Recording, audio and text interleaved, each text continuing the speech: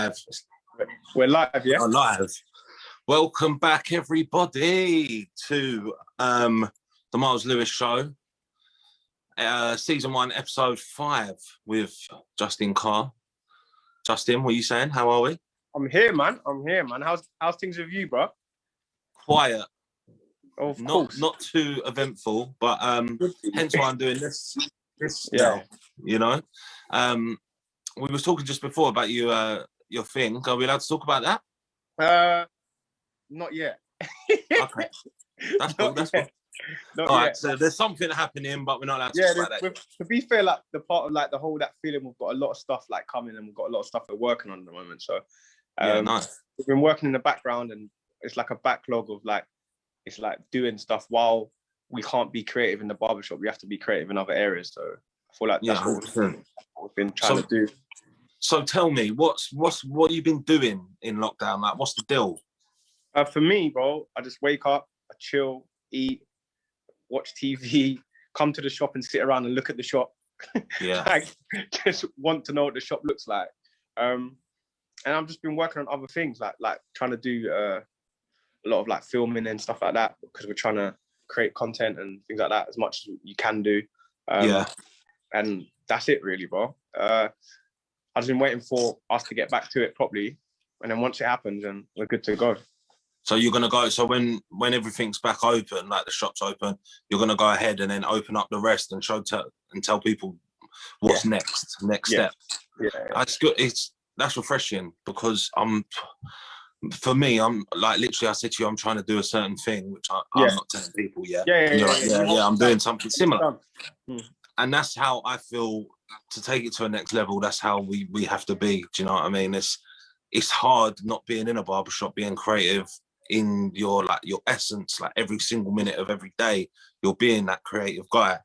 So you need something to fill that hole. There's just a big void at the moment for me. Like, it's like life, and then there's that void, and then life, and then family, round the void, and then I need to fill it with creativity. Yeah, you're filling it with everything like that you can consume, and like what's in front of you. Do you know what I'm saying? Like, whether it be binge watching TV, or whether it be like eating too much or drinking too much or anything. Do you know what I mean? Whereas you have to try and fill it with the exercise, or try and fill it with the family and these other things. But if you're thinking ahead, then you find a creative way to do it. Like, there's a way to put yourself in that position that if this ever happens again, that you've got somewhere to look forward to and somewhere to go that doesn't come underneath the same categories. Yeah, 100%, because you get to a place where there is this void, there is this thing that you need to do, and there is a reason that we are in an industry we are in. So for me, doing these lives, I'm doing the podcast. Remember the podcast I was doing before? Yeah. We deleted that. The first we did 2 seasons, started fresh because it was going in a direction we didn't want to take it. Certain people left, etc. And then we started it again from fresh. I'll get you back on there as well, because that's more informal. That was right. Do you know what I mean? It's not so business. We're not promoting too much. It's just a good chat with friends. But I mean, I don't know about you, I miss shows. I miss seeing people. Like, I'd bump into you at shows and events and things.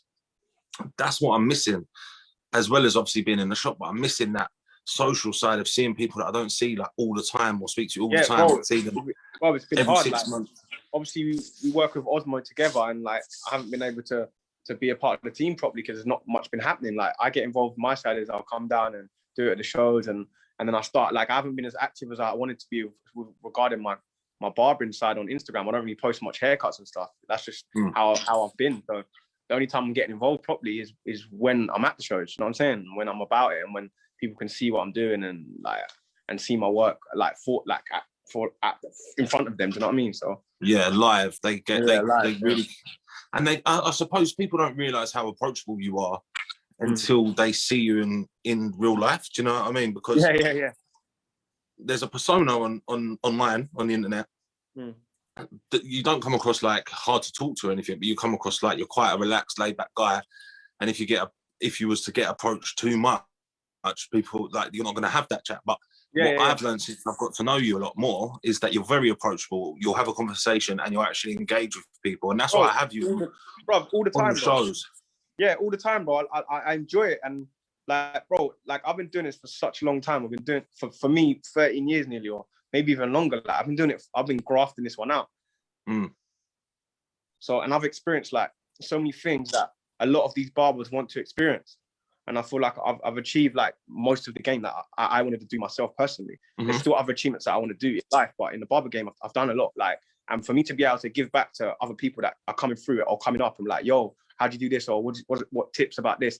I'm cool. Like, I'm down. Like, if you catch me in real life, let's chat, bro. Let's keep it moving, because it's all about inspiring the next generation, because that's what we're here for. You know what I'm saying? They're going to reap the rewards because of people like us that have created the fundamental leeway for them to follow. So yeah, it's like a pathway that we didn't necessarily have in barbering when we like started off, and I think it is important for us to kind of. I'm not saying we're like the leaders of barbering. We're the guys. No. But we do push the industry and help push the industry. And there's a lot of other people out there that are doing the same thing that we are doing. So yeah, I'm not saying, oh, it's just me or just you. I'm speaking for the people that get in the magazine, like talking to people that doing hair shows and people on TV and behind the scenes and doing so much, getting these big deals and making movements for our industry that puts us in a different category, that makes us more valuable and makes us valued. Whereas before, I feel like we was the barbers, the short back and side, you know? That's what we was on. That's it. Like, but now we're like, yo, you're a barber. This is cool. This is relevant. This is now, how much do you charge? We can charge £50 to £100, 150. We could charge more money. Before it was £6, £10, £12. We're at a different place. Like, this is a different place where we're getting to.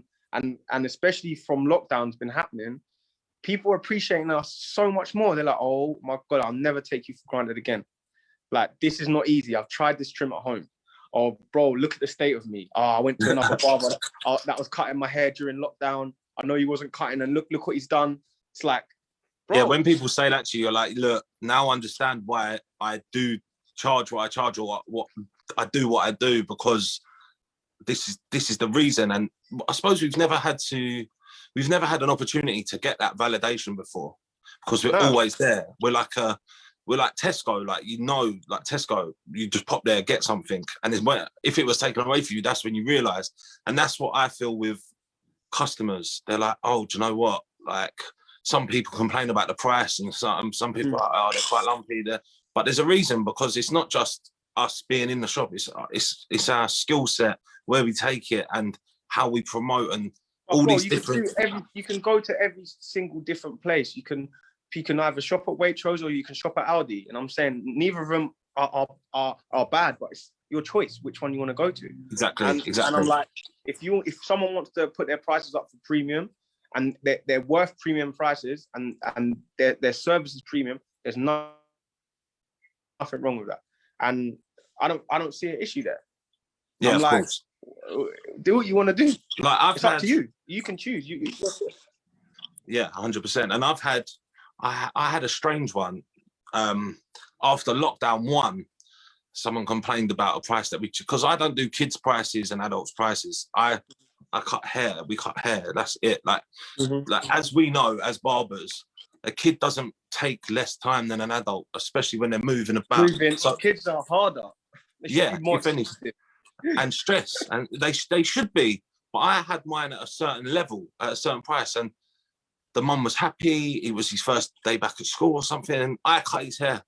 He was loving it. I was like, well done, mister. I enjoy school. Rare. Mum was happy. Rare. Next day now, Facebook, he hits Facebook saying, have you been to Myles & Co. down in Tarpos? They're charging XYZ for my 4-year-old. It went off, over 120 comments, people saying, that's ridiculous. I got an inbox saying you should be ashamed of yourself, everything like that. But since this lockdown, since we've had these breaks, it's been, I hope these people remember what they've said and actually realise that, hang on, this particular person isn't there just to try and bump people.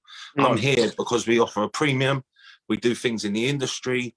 We do things like this. Like, when 5, 10, 15 years ago, my barber that my dad took me to, Andres, you remember Andres at the other end of Parks Bar?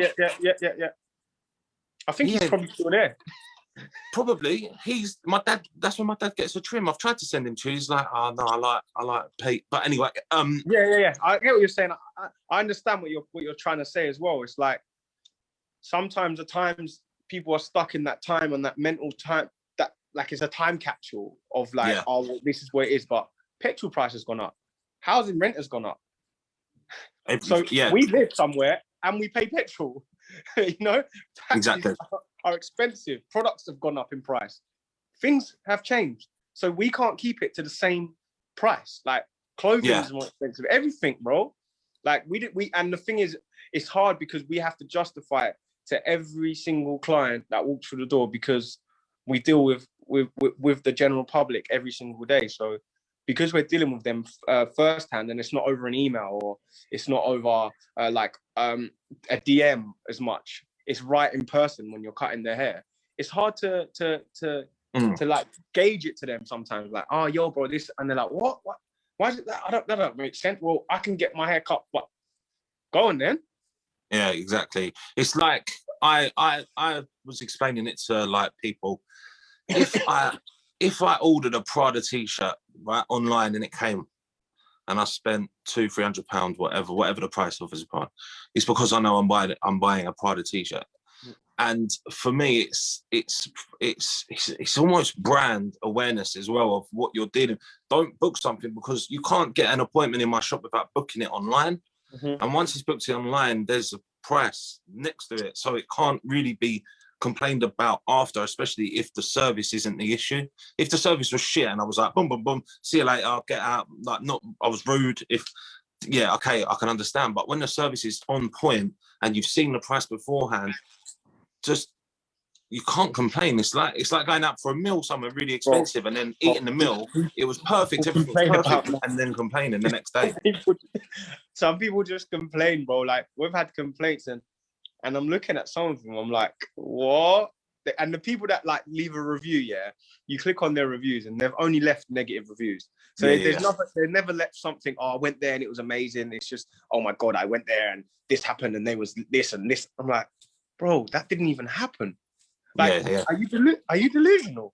And what do you do? Do you reply or do you just let it slide? Bro, I'll be honest. I've been told to reply, but I've got people that I have like a Google system that I try and work with just to keep my the business like afloat. So on the pages and stuff, that's how I work. So I pay someone to do that. So that gets sorted out on that side of things. That's good. But it's like, because I'm just trying to work on the algorithms, because obviously you want someone to come to your barbershop. If they type in Hertfordshire or they type in London or Essex or wherever, you want that, your name to come up in the first 5 or the first 4 or the first 2. At least the first page, innit? You know what I'm saying? You want to get on the first page, and to get it there, when you've got barbershops in Potter's Barbers, it's kind of hard to get number 1 because they're already Potter's Barbers. You can't pass that one up. Do you know what I mean? Yeah, the name is there, they put the name of the area. So type in Potter's Bar, that barbershop, the first one is going to come up is going to be them. So you have to be smart and just work things through. But like, just always think about what money you're investing every month.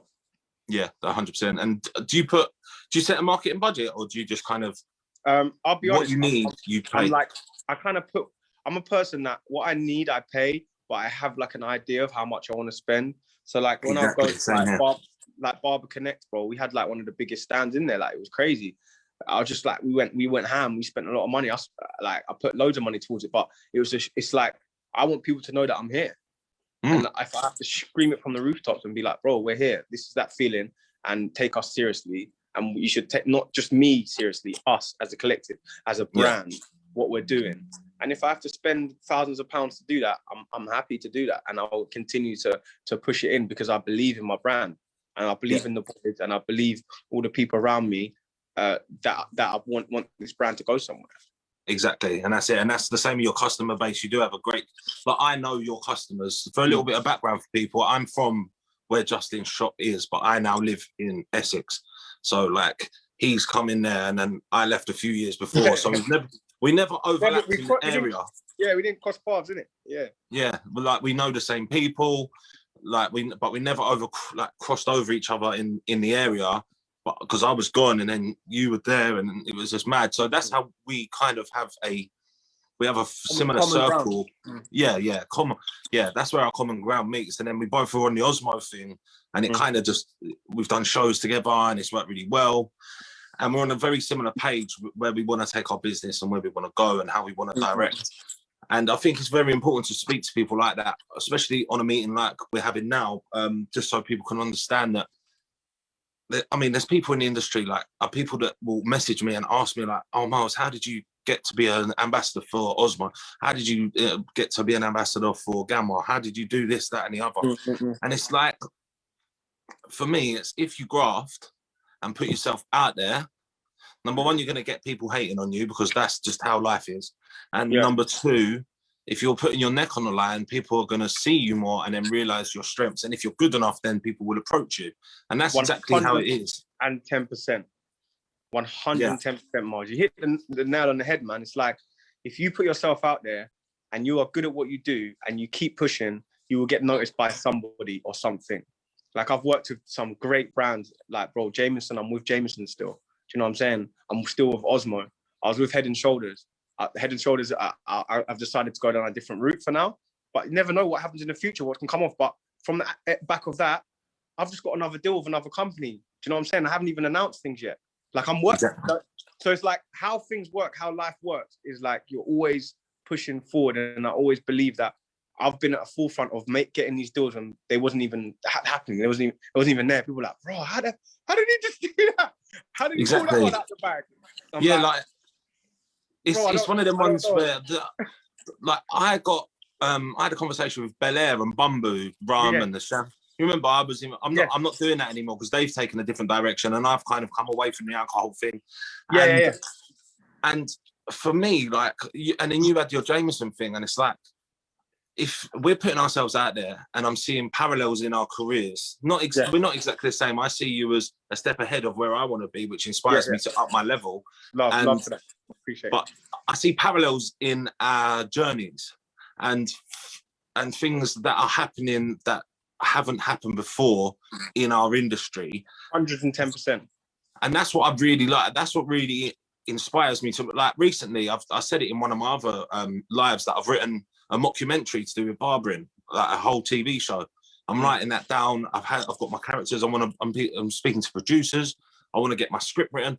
And for things like that, like, could you imagine, like, if I managed to do that, I like just lucked out and I managed to do that. But that's what but bro, it's all about pushing. Like, for me, I do like a whiteboard or I'll have like a notepad and I'm ready to put my thoughts and views onto it. And I'm ready to manifest and make stuff happen. So anything I think of in my mind, it's going to happen. Like, that's how I feel. Like, that's the energy that I put out there and the energy that I source. If I want something, it happens. And I've been able to do that, but it doesn't come easy.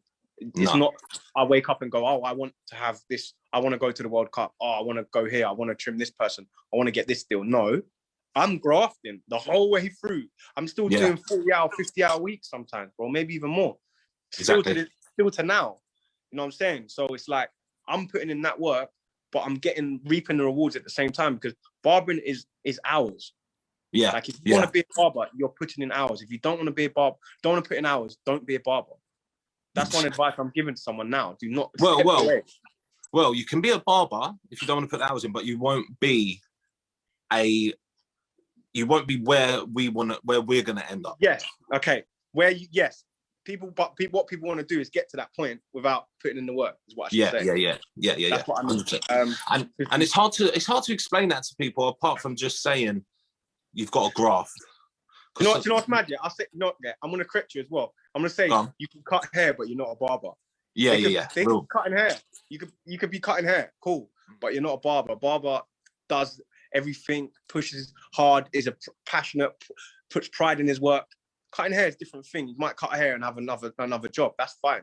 But if you want to be a barber and put it in, bro, it's crazy. Yeah, it is, and it will eat up your time. But don't you feel that the word barber is not what the word barber was when we were getting our hair cut from other barbers? Do you know what I mean? Yeah. And I know that we've made it cool out here, man. I know we've made it with not me and you. I mean, we as the barbers. Generally, we have made it something. We have put something that brands are looking at us and they like us. Yeah. And they can see something in it. We've got a tight community that follows each other, that follows other barbers and likes other barbers' pictures. We've got barbers that I've got some barbers that got more followers than like a musician. Yeah. An actor. Barbers are on 1 million followers, bro. Like barbers, it's crazy. The average barber that I'm seeing that's like in the UK, that's like top form, is on like 80k, 90k. Some barbers are 400k. I'm like, okay. Yeah, that American, you know, that American barber game thing. Yeah, they're like celebrities out there. Yeah. They it's really serious, man. I've been there.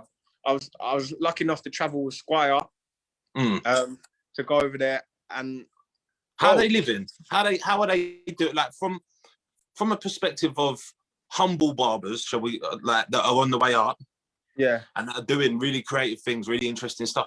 What is there a difference to what they're doing? Obviously there's parallels to how they're moving, but is there anything? How do I put it? They're American. Like we're different from American to UK.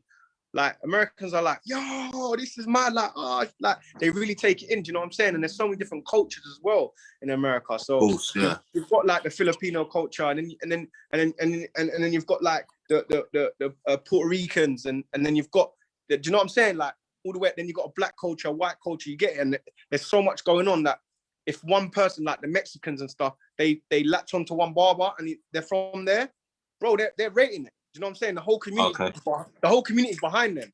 They're like, yeah, that's my guy, the Mexican guy. Like, you get it? So I think that's kind of how it works. And over there, it's very more acceptable to be the urban barber. Do you know what I'm saying? Like, over here, it's not. Like, over here, like, still questions, oh, did you cut white hair? I'm like, bro, come on. Like, are you all right?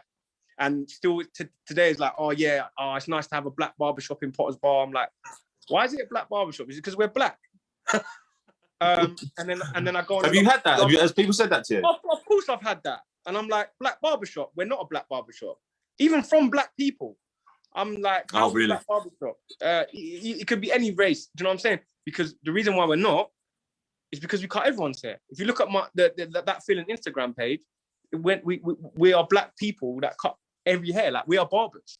Do you know what I'm saying? You're not prejudiced to anyone. Yeah, like, man's not, no, you can't come in. Do you know what I'm saying? And then, like, over here, like, we look at them, like a lot of the pages and stuff that repost haircuts. A lot of it is like the white styles, the white hairdressing styles, because we kind of created that over here. That was our niche market. Do you know what I'm saying?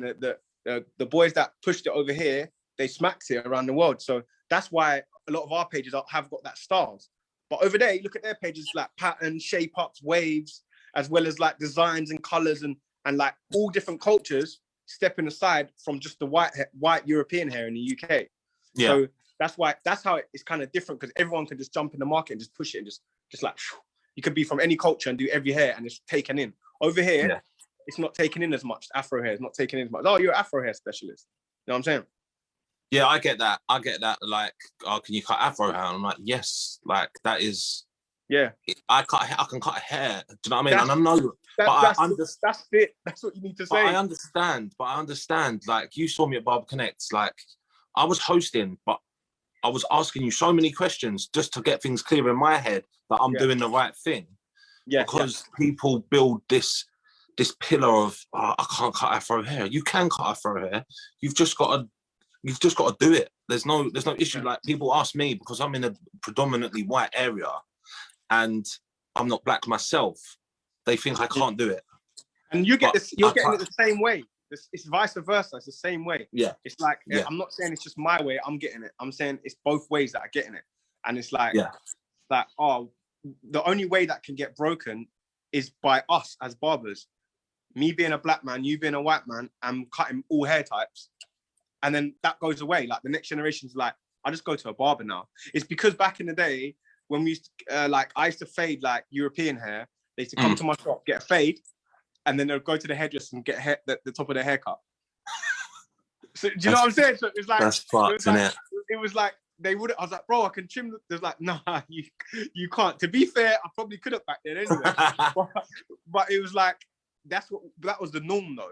You would go to an Afro barbershop, get a fade, and then get the top trimmed at a hairdresser's. But now it's bonded so much, and and like it's colliding into each other. And the UK, I feel like we're at the front of it in the world, bro, of making it so creative, of making men's hairdressing as well as like men's barbering, hairdressing and stylists and stuff, that European barbers can fade wicked. So if they can fade crazy, just like the Afro barbers, they can do Afro hair just the same. Yeah, of course. And now it's time for Afro barbers to catch up and be like, yo, man, we need to learn how to do European hair as well. We can't just sit in one box, because if we sit in one box, all we're going to be known as is that one person, that one stereotype of cutting hair. So exactly, you want to be versatile. Versatility is key in anything you do, though. Like, even if it's not cutting hair, you need to know like the basics. You need to have been on the floor to kind of understand things, and it's a massive thing of understanding. But to be honest, but like how are we going to stop those prejudices and the reverse prejudices in our shops? How can I say I do Afro? I don't want to put a sign on my door saying I can cut Afro hair. Do you know what I mean? Or do I do that? Or should I say all ethnic groups welcome? Like, do I need to do that? Do people need to know that? Like, as me as a person, if you know me, that's it. Yeah. Do you know what's mad? You could say it and you could scream it with the top of your lungs. I don't think people are going to listen. I think it's just you doing it. You cutting it. Yeah. And just keep cutting it and posting it. And like, that's why we're very versatile in here. Like, that's what we try and promote. We're a cosmopolitan shop, bro. We're out here, man. Everyone's different. Like, we don't have that. And I feel like that's what we take most pride in as well, especially in that feeling as well, that everyone can walk in the door and no one goes, sorry, man, we can't do that. You have to go down the road. Sorry, we can't do that. And that's, for me, as a barber that I've been in the game for so long, I couldn't like be living with myself like, rah, I can't do that, man. I need to learn it. Like, do you know what I'm saying? Like, obviously, I'm not the one to do like, I'm going to do dreadlocks or I'm going to do braids and stuff like that. I'm not really doing it. And if they want too much color, like a crazy color, that I'll be like, yeah, you can go to a color technician to do like different highlights and stuff. But the basics, I learned it.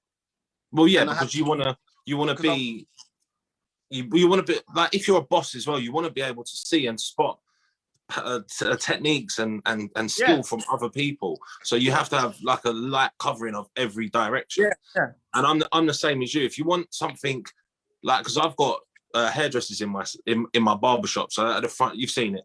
Yeah. And so I've got that. It's quite nice that I can say, okay, like if any of the boys want like some crazy color or they want something really different that I can't offer, at least I can push it to the back.